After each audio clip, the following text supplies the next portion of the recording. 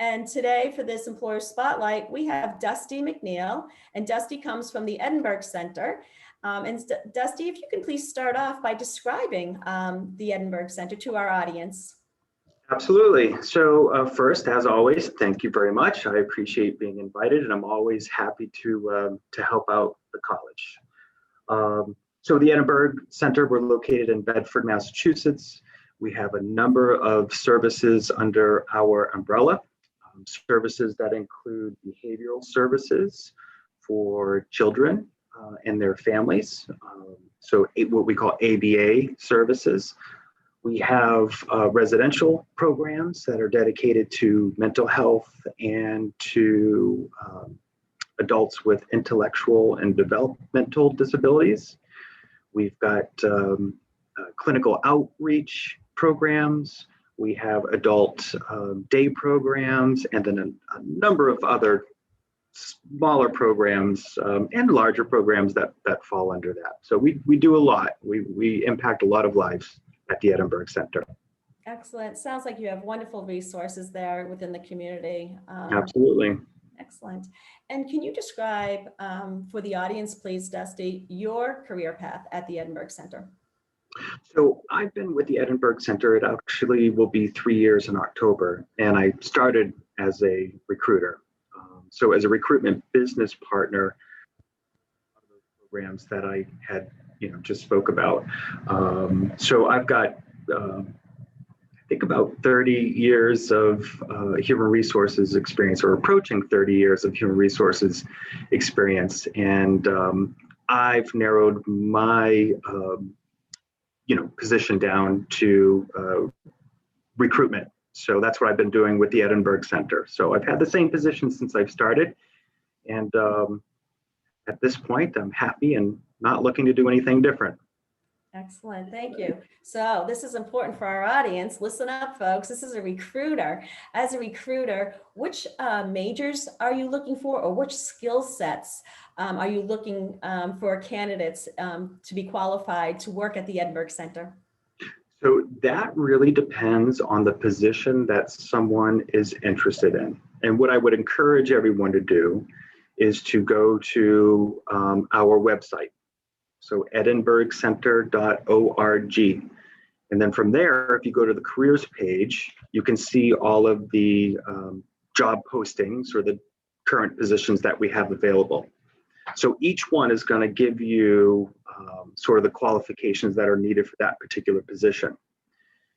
Of course, a master's level position is, someone who's attending Middlesex Community College currently is not going to be able to necessarily fill that position, but it will tell you, indicating that it's a master's level position. It will help you sort of, you decide what your path in terms of education should be if you're interested in a position, that falls under that master's level, right? With that said, we have a lot of positions, for example, a residential counselor position that works in one of our residential programs. So we could have 5 adults living in that program, and the residential counselor assists that individual or those individuals that live in that program, again, whether it's mental health, intellectual, or developmental disabilities. And we've got great training in place to help everyone sort of learn how that position is to be performed. And higher education is not necessarily needed for that position. But if there's, someone who's interested in psychology, so psychology major, health and human services, those are all certainly, directly, related to what we're doing at the Edinburg Center. So sort of a long-winded answer, but it really depends on the particular position. If someone is interested in accounting, we do have accounting roles too at the Edinburg Center, but if you're pursuing an accounting degree of some sort, you could always be a residential counselor and work with the Edinburg Center while you're pursuing. So it doesn't, it's not the same, obviously, a residential counselor as an accountant, but we have those opportunities as well. Excellent. Thank you so much for sharing that insight, because oftentimes students always equate with degrees with certain opportunities. The fact that they could start just with a high school diploma, Yeah. but it also might be the stepping stone. And if they wish to advance, then they could get a better idea of what type of specific degrees certain opportunities require. The accounting position is great. I always make it known that you don't have to work for an accounting firm in order to be an accountant. Every company needs an accounting department.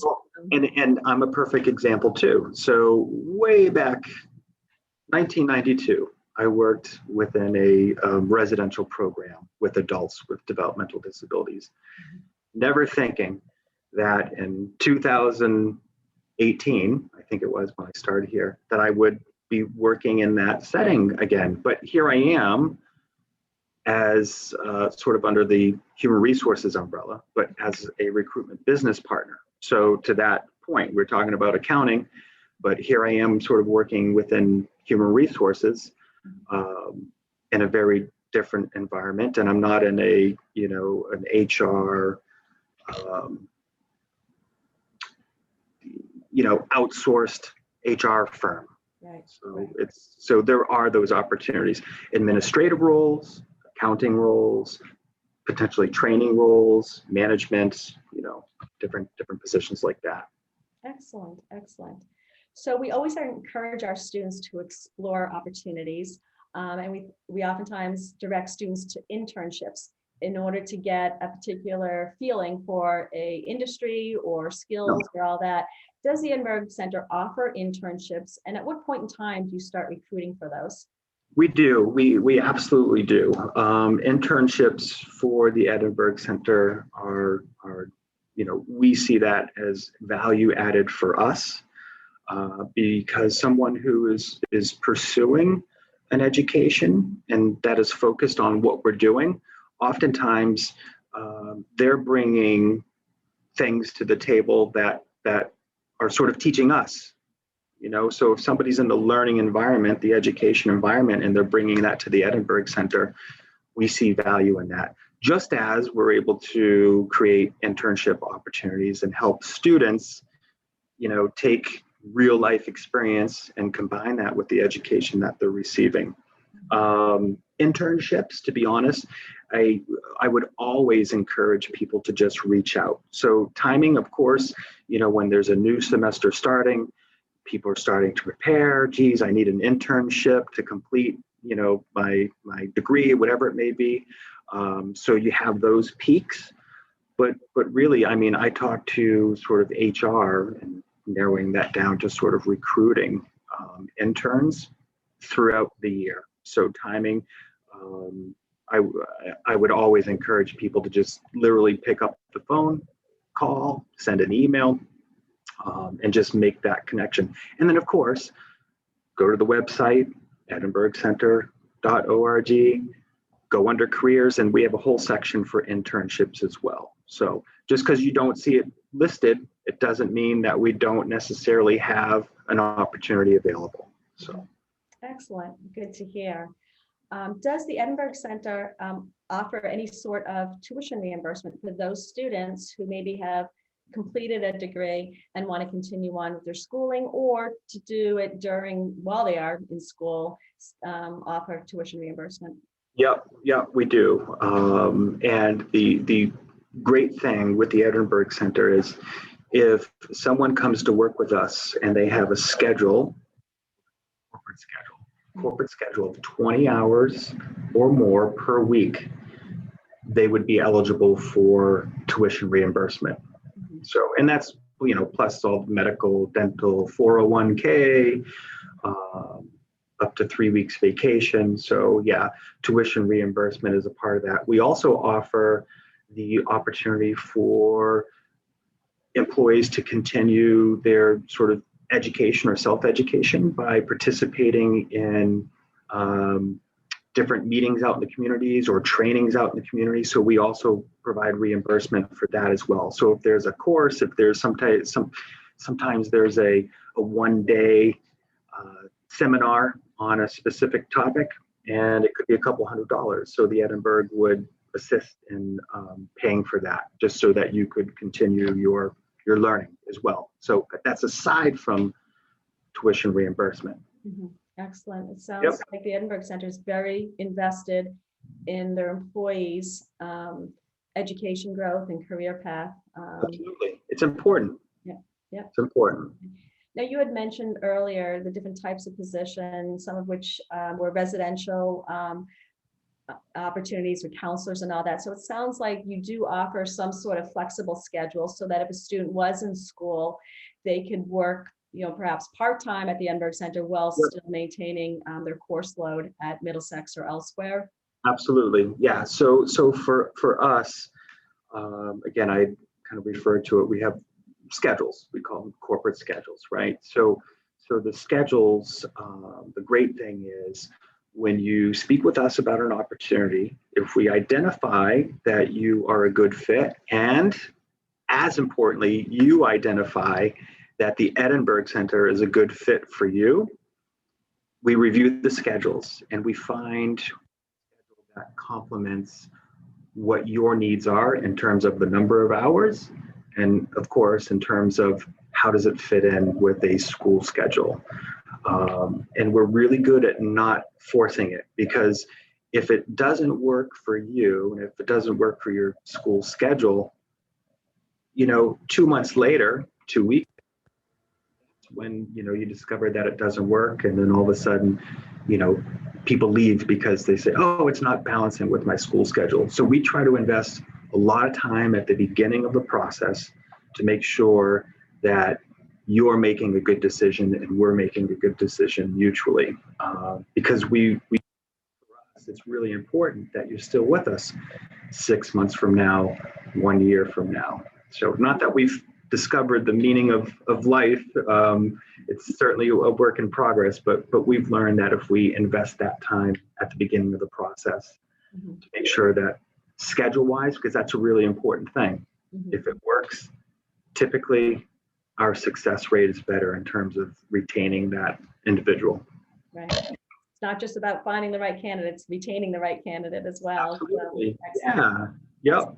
Yeah. Yep. And sometimes the difficult thing too is, school schedules change, and we understand that, and it's really what we found to be successful is when students can really proactively communicate what their schedule changes are going to be. So we have a lot of different positions that are open and available, that we wish were filled.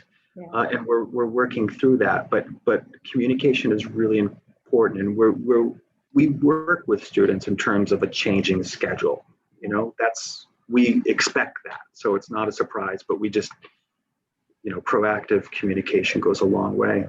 Yeah, it's good for our audience to hear that the students have to, if they do anticipate any changes, to be upfront about it, and that the more time and the more upfront, the more able you are to accommodate them, Absolutely. versus waiting until the day before their shift to inform you of those changes. Yeah. That never happens. No. Excellent. Communication is key. Absolutely, Yeah. it is.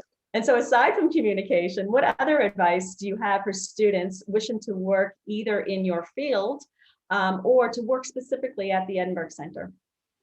So again, it really is position specific.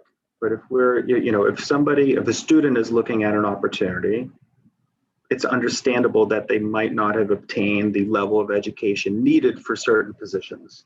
So the positions that we're talking about that would be suitable for students are the positions like recovery counselor. Now I'm using the word counselor, but it's not a master's level counselor. It's almost like a camp counselor at the YMCA is not a master's level camp counselor. It's a fancy title for somebody who is a mentor, right? And I'm not downplaying with that counselor title, but it's a mentor, and there's a lot of responsibility that goes behind sort of that mentor, and a person sort of helping somebody with, again, mental health, intellectual or developmental disability. I got lost in my thoughts.